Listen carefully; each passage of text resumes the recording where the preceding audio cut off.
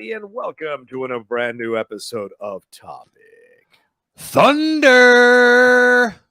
Here from the top 10. I am John Roca. And I am Matt Nost. This is a show that we do each and every week for our patrons over at patreon.com/the top 10 with the number 10. And they were voted by Patreon as the most beautiful group of fans. Yeah.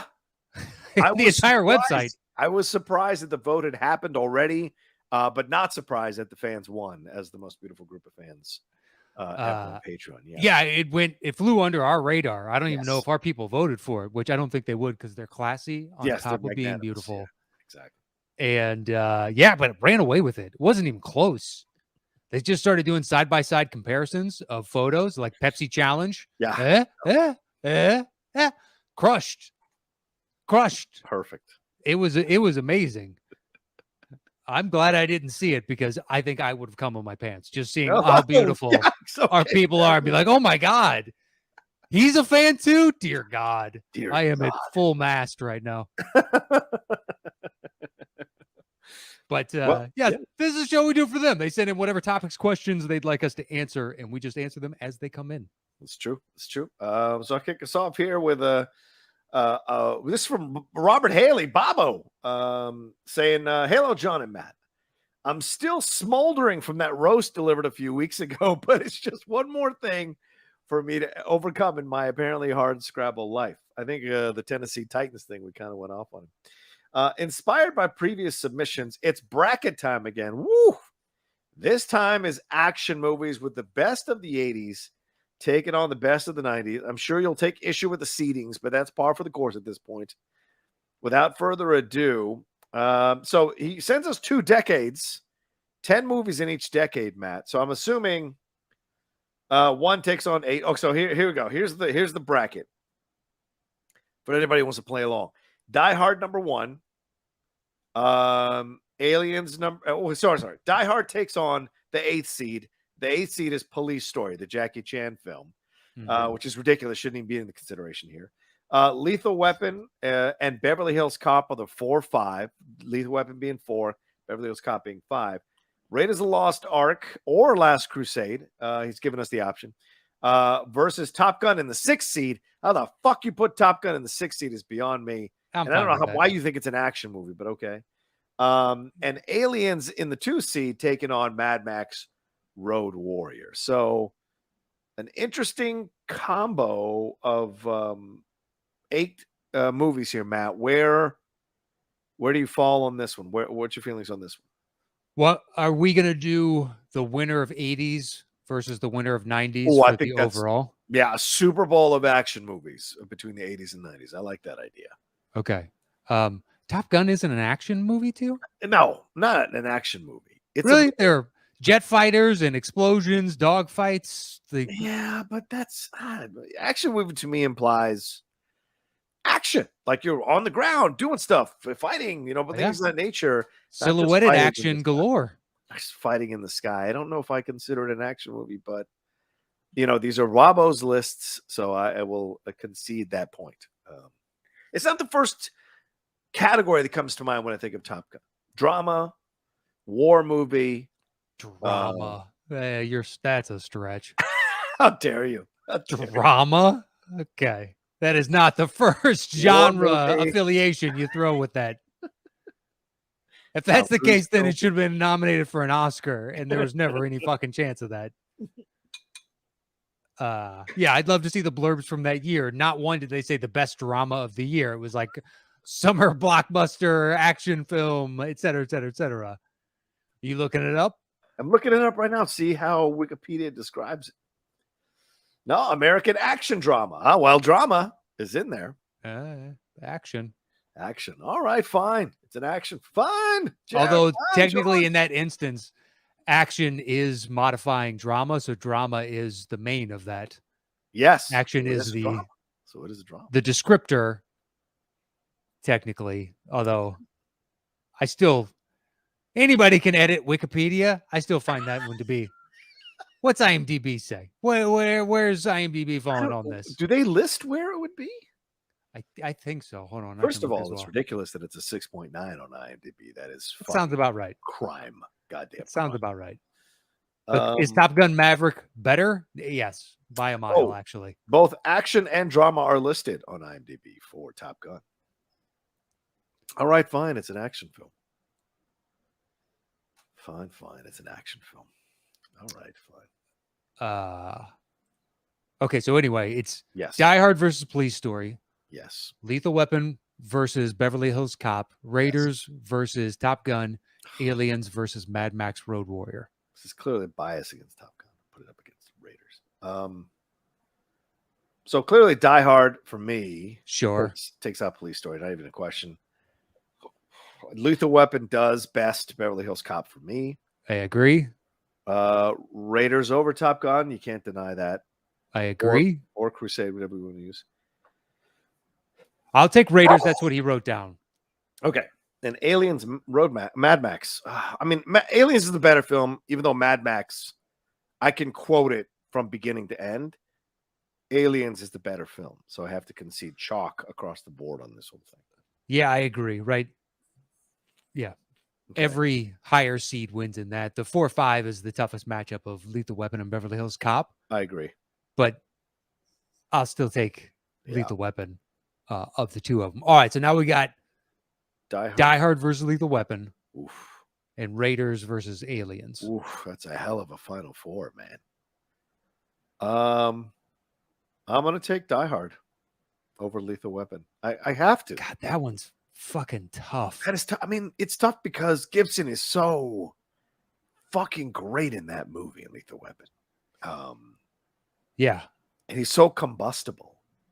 But Die Hard changed the genre. Die Hard is what everybody refers to when they talk about the greatest action movie ever. I mean, the dialogue, the connections with characters. It's not a short movie. And it's one guy overcoming the odds. And it features an iconic main villain. And although Mr. Joshua is... He's good, but... he's no Hans Gruber. Yeah, he's no Hans Gruber. And even Hans has Alexander Goodenough. So to me, Goodenough and Mr. Joshua kind of cancel each other out. So the dude from Dharma and Greg is not going to overcome Hans Gruber in my mind. And you have a wife in Holly Gennaro, and you have a black best friend in Reginald Bell. Well, a black companion in the situation in Reginald Bell Johnson. So I just think Die Hard overall takes it, but just barely. I mean, this is like Patriots Chiefs Chiefs Bills in the playoffs last year. This is basically what this is. I mean, the villain, it's no question. Hans Gruber is miles better. Whereas the duo in Lethal Weapon, to me, probably edges out because there's two of them. They have a great chemistry between the two. True. Like the backstory that Mel has for Riggs. Yeah, with his wife and everything. Yeah. Yeah, and being unhinged, and you do believe he's suicidal. Yeah. Fully. Fuck, that's a tough one. It is tough.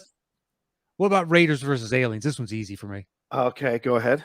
Raiders. Yeah. I mean, I love Aliens, but comparing the two, which is like Raiders is a complete movie to me, whereas Aliens is a shitload of fun. There's a few characters that I think you could cleave off and it makes no difference in the story whatsoever. Whereas with Raiders, I don't feel that way. Like you could interchange quite a few people in Aliens, and I don't think it makes a lick of difference. So long as you got Sigourney Weaver, Michael Biehn, Paxton, and probably Paul Reiser. Yeah. But then outside of that, I think all the rest of the Marines, you could put anybody you wanted to in there. Although Lance Kendrick is pretty fantastic as well. I mean, this is Spielberg versus Cameron, man. Yeah.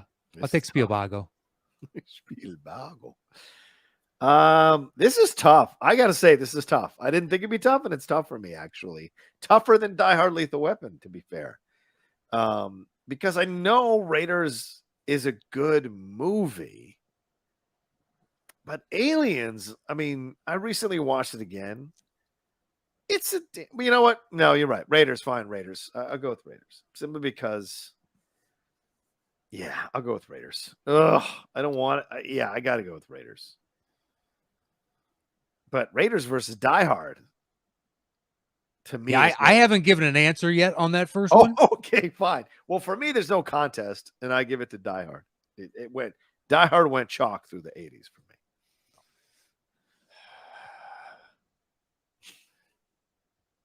If you give it to Lethal Weapon, it's because you want Raiders to win. There's an ulterior motive here. Well, if it was Last Crusade, this would already be done. I think I agree with you. Die Hard might just slightly edge Lethal Weapon. Yeah.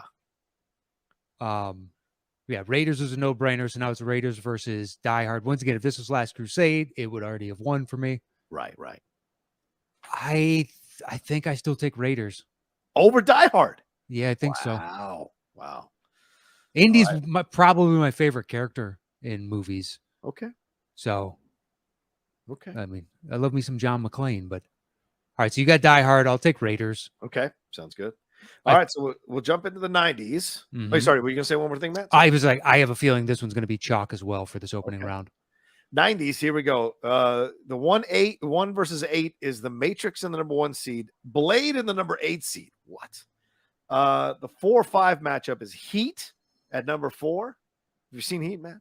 At number 5, The Fugitive. The 3-6 matchup is Point Break at number 3.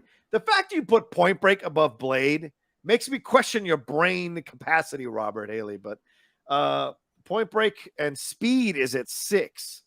T2 Judgment Day is at 2. And John Woo's Hard Boiled is at 7. So clearly Robert has an affinity for Asian action films in these decades, which I appreciate. It's good to have one in there. So I respect that because there was some great content during that time. All right. So, yeah, I have to take Matrix over Blade, but I do argue that the Blade at 8 is ridiculous. That's a ridiculous seating for Blade.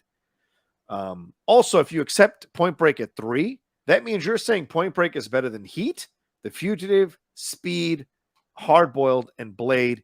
And I've never heard something so ridiculous in my life. But I guess Heat, The Fugitive, I have to go with Heat.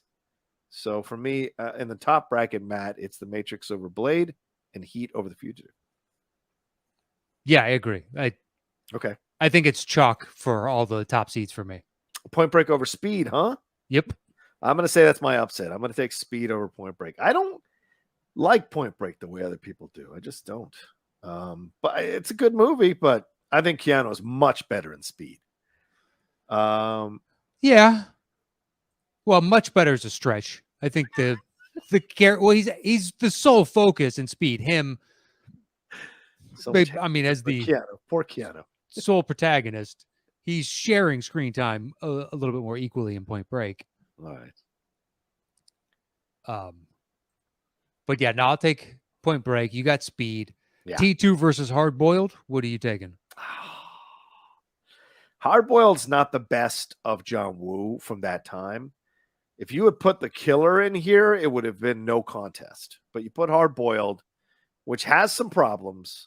So I will take Judgment Day, even though I think Edward Furlong is irritating as fuck in the movie, which is why I had no problem when they made the decision that they made in the last Terminator film. I was like, good, got rid of that.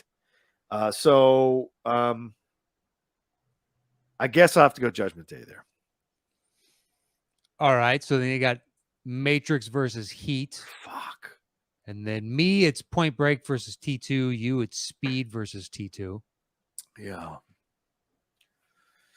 I mean, Point Break's not even in my top 20 action films from the 90s, but whatever. So it's easy for me. T2 over Speed. That's not a question. Yep. T2 over Point Break for me. Easy. That one was simple. Yeah. This is another 1-4. Like, this is fucking tough. Oh, this is. I mean, but once again, a film that people love versus a film that changed the genre. Do you know what I'm saying? Just like we had in the 80s. And The Matrix changed everything. It did, but I think the resulting sequels outside of the Animatrix have hurt my perception of the franchise as a whole. I still love the original. I still think it's fantastic, and it stands alone. And if you want to say that the series ended there and you didn't see any of the others, I can respect that just because I think you're wasting a lot of your time. There's some cool visuals and stuff and some interesting story elements, but it's ultimately unfulfilling. Yeah. And upsetting a little bit. So I think I'm taking Heat. Fuck. This is tough. It's tough because, I mean, you've got those Pacino making out scenes in Heat, which are terrible. But it's such a badass movie. And the shootout. Oh, and by the way, if anybody hasn't seen that one-shot series on HBO Max, there's a great 20-minute one with Michael Mann talking about how he shot that scene, the shootout in the streets, which is fantastic at the bank and everything. It's incredible breakdown of the. So I highly recommend it if you're a cinephile or fan of how they construct these sequences. All right, I'm gonna go Heat as well, and then I go no question at all Heat over Terminator 2 for me, no question at all. Okay, I'm taking T2 over Heat. Okay, all right.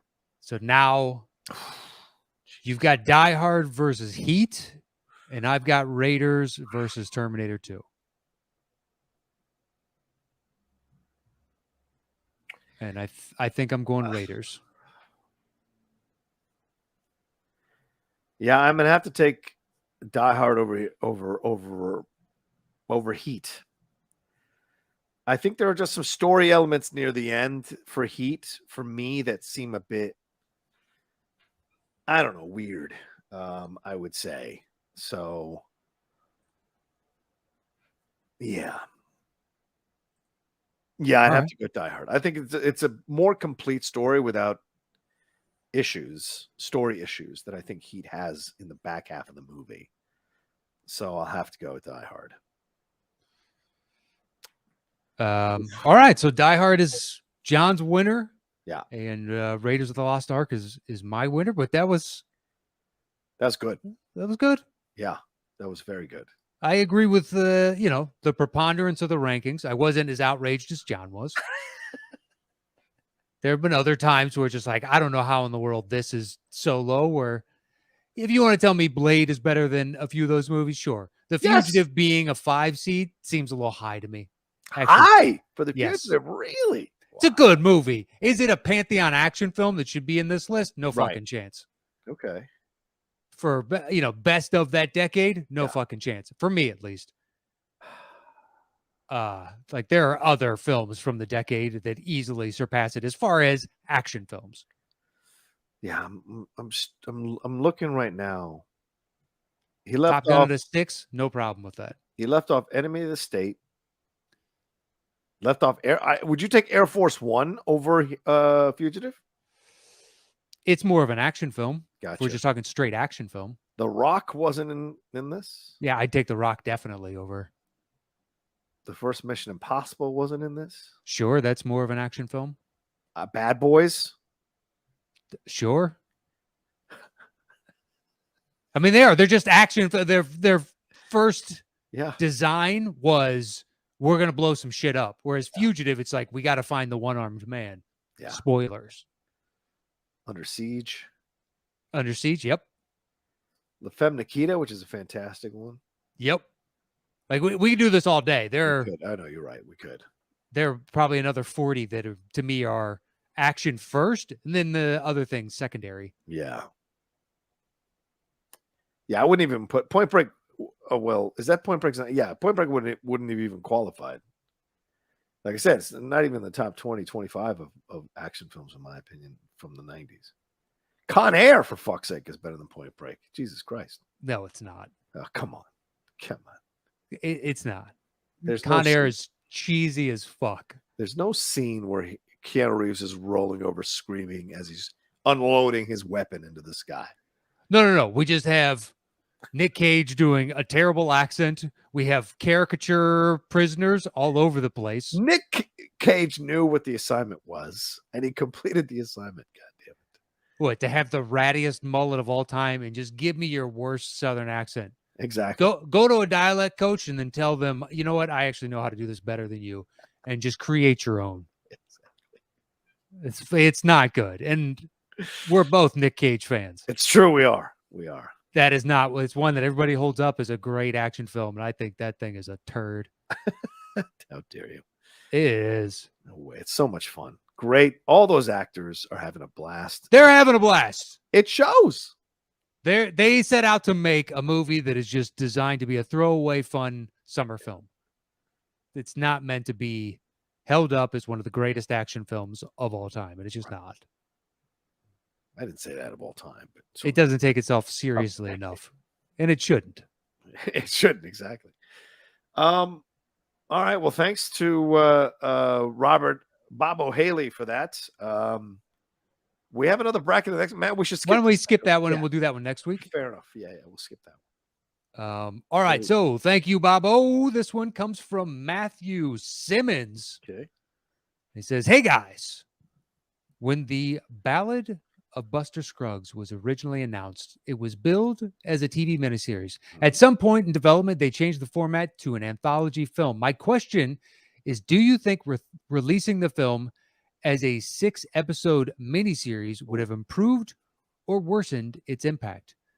Additionally, are there any other movies you think would have made better miniseries, or any miniseries that would have been better if condensed into a movie? Thanks as always, Matt Simmons."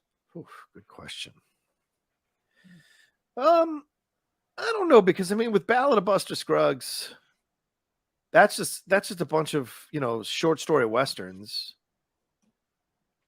and it does have an overall storyline or thread. And I think it could have worked as separate episodes for sure. I don't think it would have had an issue with it. But I also think the way it was constructed on purpose to be released together, right? It was going to be a miniseries, and then they changed it to an anthology film, as Matt points out. But I think the miniseries idea was kind of early on in the process, and now, and by the time they actually started shooting, I think they understood they were making an anthology film. So things would have been adjusted. So if I would say this, if it was going to be a miniseries, that would have been great, because you could have had more time with these stories to flesh them out just a little bit more. Because I don't think Buster Scruggs is that good of a film, to be honest with you. I think there are just some story elements that are missing in almost each one of these that it's hard for me to 100% love it. So I think you could have had time to flesh those out, a few more minutes each episode to flesh those out a little bit more, which I think would have landed with a little bit more of an impact. So yes, I would have liked to have seen it in a mini series over an anthology film. I think I would vote for that more, and would have improved its impact, I imagine. But I also think it wouldn't have been that big of an improvement, because it's the Coen brothers in a Western, man. There's no way that's going to be a blow up thing where people are like, oh my God, I've got to see it. Westerns are tough to sell. Coen brothers are also tough to sell sometimes, even though amongst the film bubble people, we love them. Their films don't necessarily make an insane amount of money. So true.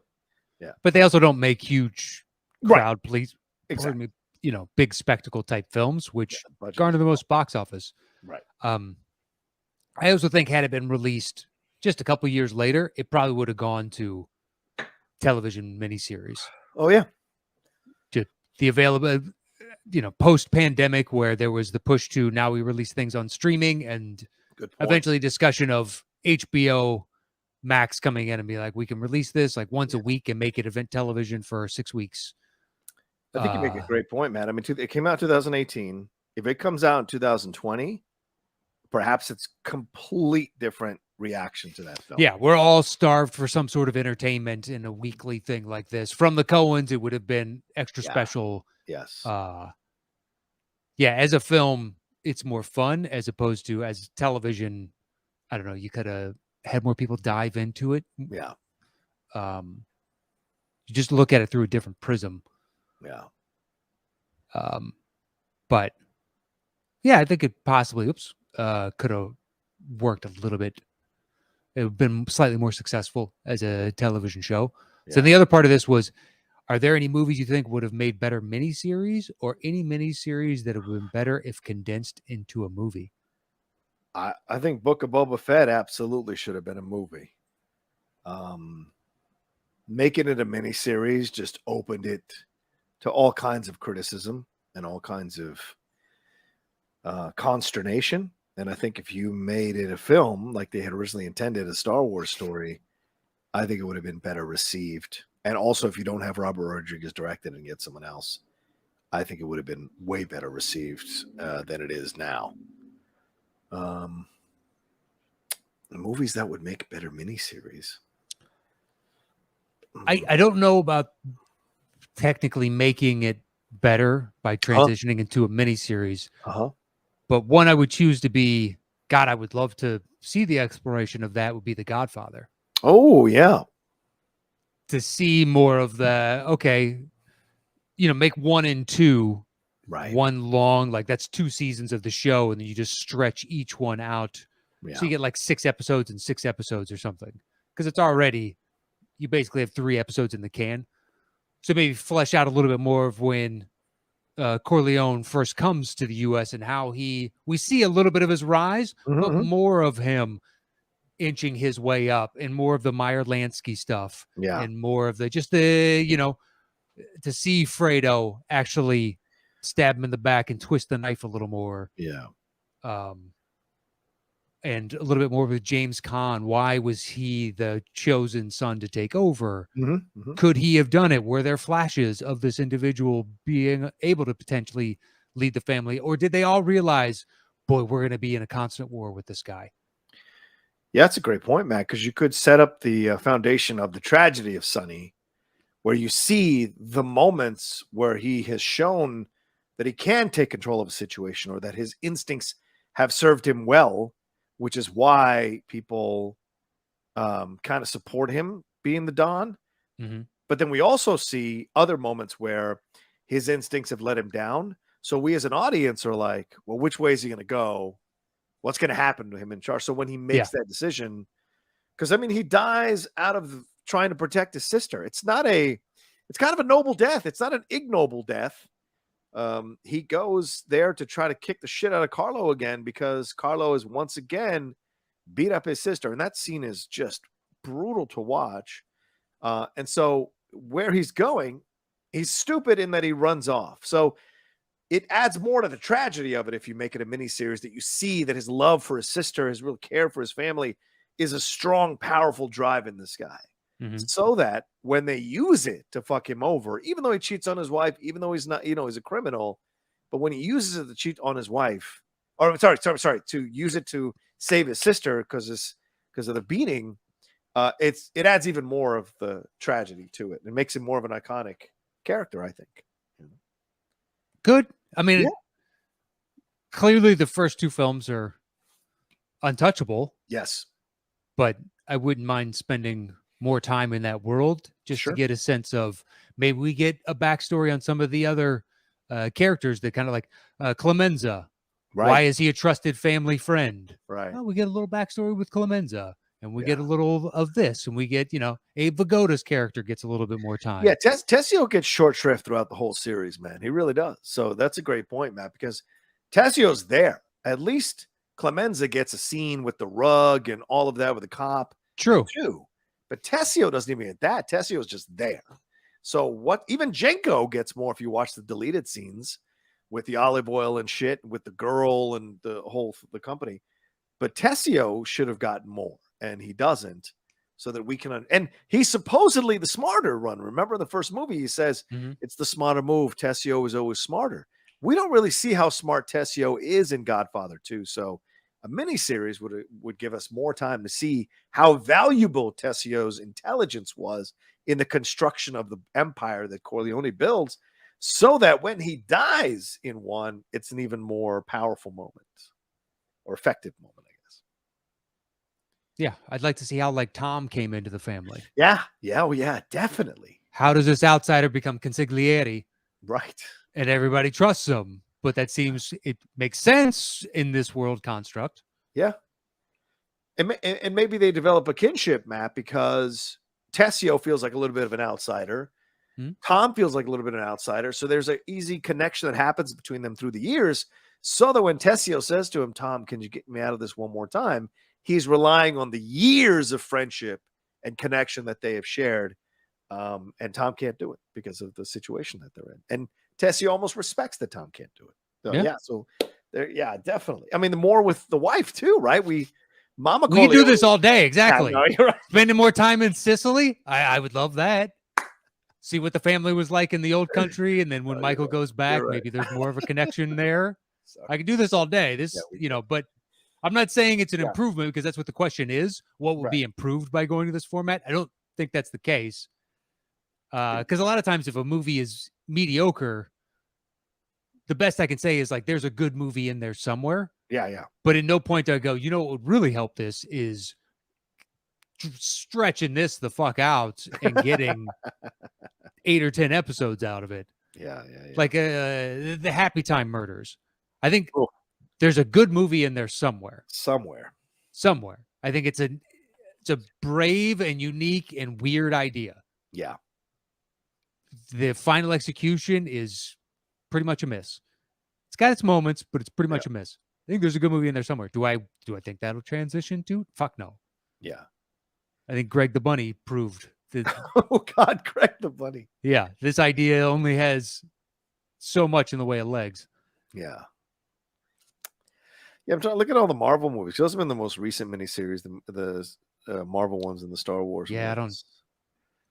It's so weird. The TV shows at this point, I think, are all pretty much fine. Yeah, they're fine. Mm-hmm. And the movies are still pretty good. Yeah. By and large. So I haven't started Miss Marvel because I know I'm just going to be like, meh. It's good, but I hear you. They've all been. There's only like Loki. I loved. Yeah, Loki's great. And son of a gun. WandaVision. I was trying. Scarlet Witch. What was her fucking? Yeah. That was good until the final. Although it sets up, Multiverse of Madness. I still found it jarring, but whatever. Yes. Yeah. And then outside of that, I think it's been like a bunch of fines to didn't watch because I got bored through the first one. Right. I'm looking at you, Hawkeye. How dare you? Such a good show. It's that first episode is so boring. Like the action looks so boring. Like they took the Agents of S.H.I.E.L.D. budget and just applied it over on this side. And I've never watched that show. I've just seen the trailers. But it just doesn't look like we really need to slap Marvel's name on this. That's true. Ugh. I don't know. I'm going to wait till the finale, but Kenobi could be in contention in my mind to have been a movie. Because right now, and I don't want to give too much away, obviously no spoilers, but it feels more like they constructed this so they could announce Reva as a character in the Star Wars universe, as opposed to focusing on the Kenobi struggle more and more. And I wanted just a show with Kenobi and Vader. That's all I wanted is Kenobi. Yeah, that's all we all wanted. Things, and we in my opinion, we haven't gotten that. And I would have liked to have seen something a bit more grittier than what we've been getting. But we'll see what the ending. The fucking problem though is, like Taika coming out and saying, "I'm going to make a Star Wars film that has nothing to do with the characters so it sets the proper expectations. Whereas if Disney's left to its own devices, they'll just say, hey, it's a property you already know. And then they don't do what you would hope they would do with it. Yeah. So at least with Taika's upcoming, like, okay, I know it's going to be a deviation. I'm fine with that. I'm prepared for it. Whereas they announced Obi-Wan and we're bringing back Hayden and it's going to be Darth. You're like, oh my God. Yeah. So this final episode better be fucking great because this is another like meh to me. Mm-hmm. So far. Yeah, fair enough. Like it's fine. There are moments every once again we're like, that was cool. But by and large, it's fine. Yeah. Good point. Okay, well, there you go. That's our Topic Thunder. Thank you, everyone, for watching or listening to this episode of Topic Thunder. We appreciate it madly. Thank you to Matthew Simmons. Thank you to Bob O'Haley for the questions. And we'll have more to go. And please keep sending them in. Send in your send in your questions, thoughts, and comments because we're hitting that point where we're getting into the single digits. So send them in so we have more stuff to talk about, more stuff to answer as we go along. Anything else we have to tell them, Matt? You can follow the show at Top 10 Show on Twitter and on Instagram and YouTube. It was /the Top 10 Podcast with the number 10. And you can follow me anywhere at Matt Nost. And you can follow me at The Roca Says. All right, y'all take care of yourselves. Be well, and we'll talk to you next time with another brand new episode of Topic Thunder.